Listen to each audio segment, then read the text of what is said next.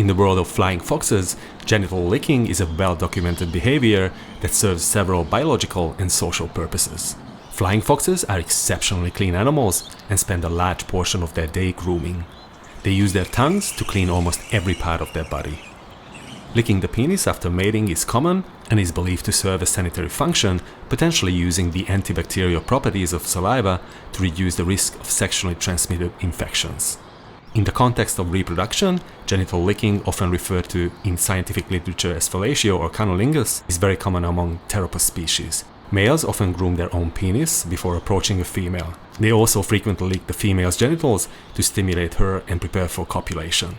Genital licking is not strictly reserved for male-female pairs. Researchers have frequently observed male-male genital licking in flying fox colonies. Some scientists believe this behavior helps reduce tension and resolve conflicts within the crowded, high-stress environment of a roost. It is also viewed as a way to maintain social hierarchies and bonds between males while sharing the same territory.